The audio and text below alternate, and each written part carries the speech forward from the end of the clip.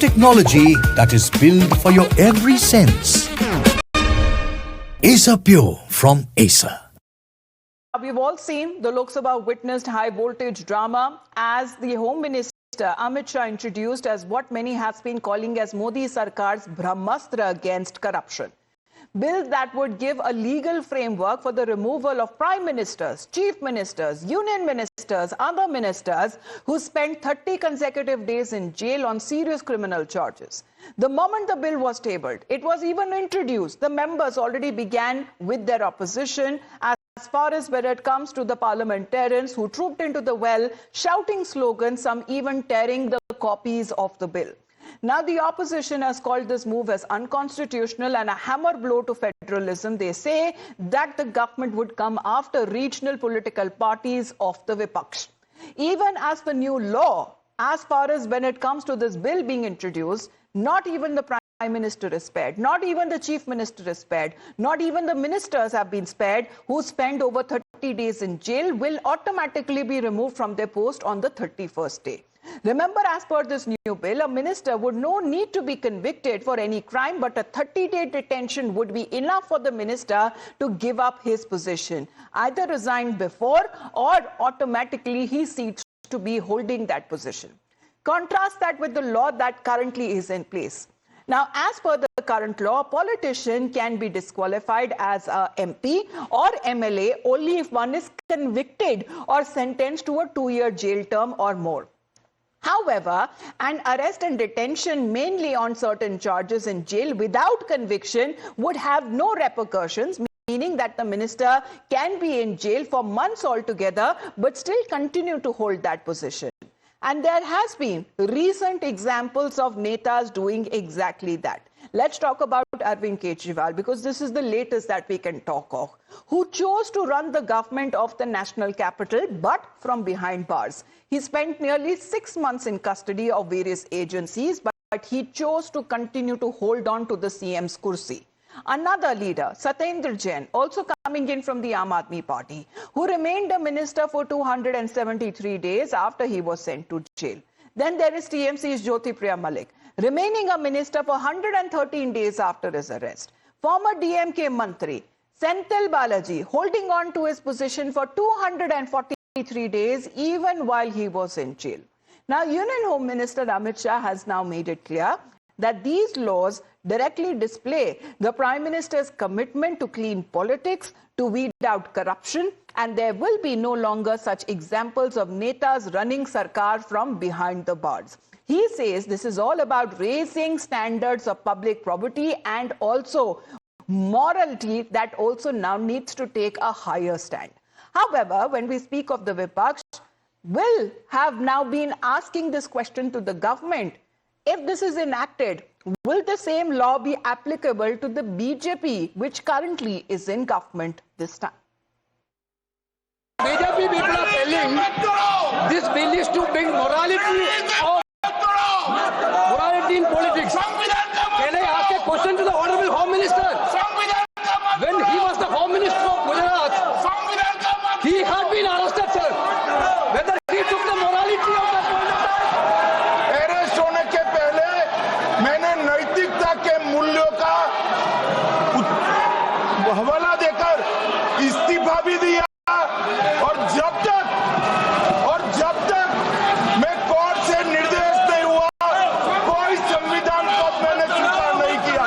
हम ऐसे निर्लज्ज नहीं हो सकते कि हम पर आरोप लगे और हम संवैधानिक पद पर रहें।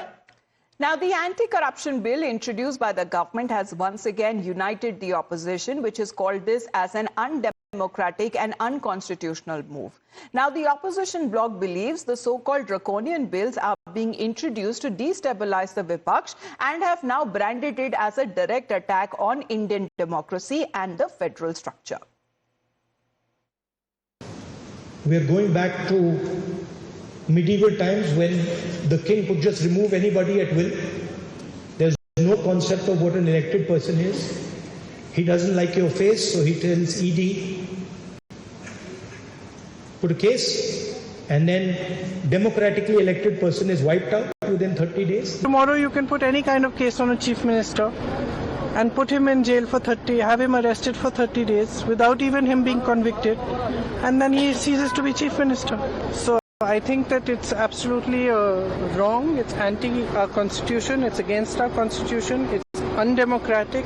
जब तानाशाह लोग घबराते हैं लोकतंत्र में, दुनिया के तानाशाहों को पता कर लो आप, उन्होंने अपनी कुर्सी, अपना रुतबा बचाने के लिए इस तरह के फैसले लिए. This government is hell-bent on creating a police state. This will be a death knell and leash an elected government, sir. Indian constitution is being amended to turn this country into a police state. मैं आगाह करता हूँ चंद्रबाबू नायडू जी को, नीतीश जी को, संभल के रहिए, और कुछ इनके स्वयं की पार्टी में भी शायद उनको भी निपटाने की ये योजना है. Now let's talk about, because one cannot ignore the fact that these changes are part of a constitutional amendment, meaning that the government would require 2/3 majority to pass these bills. But is the government in a position to do so? This is where and how the numbers now stack up. Will the bill now pass the Sansad test? When we speak of the total strength of the Lok Sabha, currently at 542, the 2/3 majority mark that is required for clearance is at 361. But when we speak of the government, the NDA strength in Lok Sabha in particular currently stands at 290. Let's in the meantime also talk of the Rajya Sabha as well. 239, which is the total strength. The 2/3 majority mark that is needed to cross the hurdle is at 159. And when we speak of the NDA strength, currently stands at 134 in the upper house. Let's get a word from Nyamika, who's connected with us. Nyamika, pretty dramatic pictures that were witnessed in Parliament yesterday. As far as the opposition is concerned, already their feather seems to have ruffled over when it comes to the government's attempt to weed out corruption.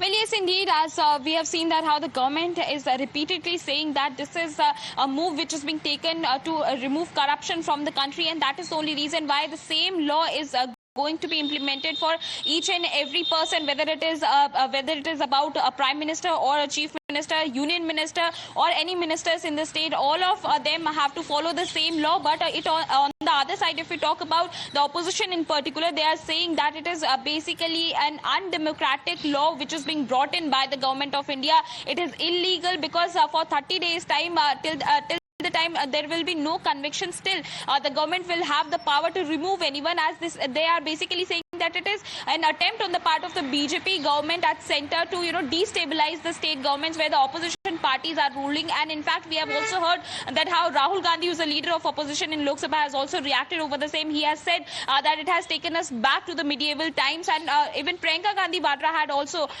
saying the same line, that it is basically an illegal move which is being taken by the government of India, as they can remove any of the elected chief minister by imposing a false case upon him, and within 30 days of time he has to resign from that particular post. So we have seen that how the opposition is continuously against these bills, and that is what we have seen in Lok Sabha yesterday also. An uproar was clearly being shown by the opposition party members. They were sloganeering, which was going on, protests were going on, and in fact many of them have also tried to stop the Union Home Minister Amit Shah when he was speaking within the Parliament by tearing the copies of bill and throwing it towards the Union Home Minister. So clearly it is not going to they are not going to let it go. They are going to continuously opposing these bills, because they are saying that it is the BJP who has been continuously misusing other agencies, whether it is ED, CBI or IT, and now these bills are being introduced in Lok Sabha. So clearly it is an attempt to destabilize the elected government. Today is the last day of the monsoon session of Parliament. Remains to be seen if any drama would be witnessed, or there would be nothing but continuous adjournments that have been witnessed of late